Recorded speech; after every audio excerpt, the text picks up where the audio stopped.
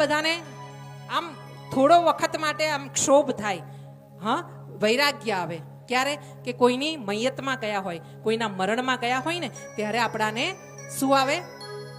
વૈરાગ્ય આવે, ક્ષણિક વૈરાગ્ય. અને એ વૈરાગ્ય કેવો હોય કે થોડી વાર માટે એમ થઈ જાય, અરે રે આટલી સારી કાયા અંતે તો જતા આમ જ બાળીને ભસ્મ થવાની છે, આમાં જીવવા જેવું શું છે, આમાં સ્વાદ લેવા જેવું શું છે, આ નવા નવા કપડાં પહેરીને કરવાનું શું છે. આમ થોડી વાર માટે ક્ષણિક વૈરાગ્ય આવે.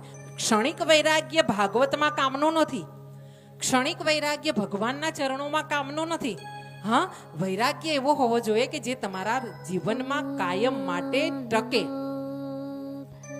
તો વૈરાગ્ય તમારો તમને કંઈક આપીને જાય. હા, અને એવો વૈરાગ્ય સ્મશાનમાં આવે જ્યારે આપણા સગા ને સંબંધીઓને આપણે વિદાય આપવા જઈએ ને ત્યારે જોજો તમે, થોડીક વાર માટે એમ થઈ જાય કે અરે રે આ તો બહુ ખોટું છે, સારું આપણું જીવન હવે છે શું આમાં, અંતે તો રાખના રાખ જ થવાના છે. તમે વિચાર કરજો, 2 કિલોનું 2.5 કિલોનું છેલ્લે 3 કિલોનું બાળક જન્મી હોય ને, મરી ગયા પછી આપણી રાખનો ઢગલો પણ 3 કિલોથી વધારે નથી થતો. હા, એનો હિસાબ જુઓ. 50 કિલોનું શરીર હોય કે 80 કિલોનું કે 100 કિલોનું, અંતે તો ઢગલો આપણો રાખનો 3 કિલોથી વધારે નથી થતો. હા, એની વ્યવસ્થા છે. હા, અને એની વ્યવસ્થામાં વિશ્વાસ રાખવો ને એ આપણી ફરજ છે, આપણું કામ છે. હા, અહીંયા આગળ જતા પરીક્ષિતના જન્મની વાત આવી કે તમે એસા કર્મ કરો કે તું હશે અને જગત રડે. જ્યારે તું જાય ત્યારે તારી કીર્તિ રહી જાય, તારું નામ રહી જાય. હા, નહીતર કેવું થાય છે ખબર છે? આપણે આપણા છાપામાં લખાવીએ, શું લખાવીએ? સ્વર્ગસ્થ. કોઈ મરે ને એટલે તમે છાપામાં જોજો શું લખાવે?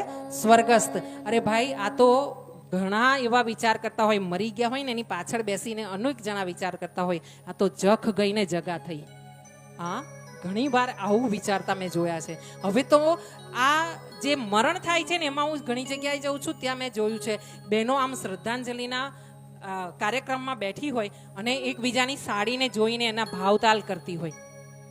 હા, મેં આવી રીતે જોયું છે. અને શ્રદ્ધાંજલિની જે કેસેટ વાગતી હોય કે ભજન થતા હોય ને એનાથી મોટો અવાજ તો બહેનોને ને ભાઈઓનો હોય.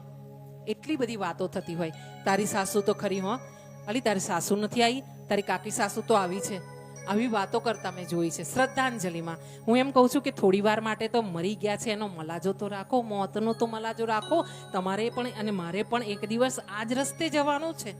હા, તો આપણે એટલું નથી કરી શકતા કે જઈએ ને તો શ્રદ્ધાંજલિમાં ગયા પછી એક ખુરશીમાં કે એક ખૂણામાં બેઠા પછી થોડી વાર માટે રામ રામ રામ રામ રામ રામ રામ રામ રામ રામ રામ રામ રામ રામ રામ રામ આમ રામ બોલીને આમ મરી ગયા છે ને એ આત્માને અર્પણ કરીએ કે ભગવાન ક્યાંક કદાચ એ અટવાઈને ગતિ ન થતી હોય ને તો એની ગતિ થજો. મારા આ નામ સ્મરણને એને અર્પણ કરું છું જનાર વ્યક્તિને. હા, પણ આવી સદબુદ્ધિ મેં ક્યાંય કોઈને જોઈ નથી. હા, બોલે કૃષ્ણ.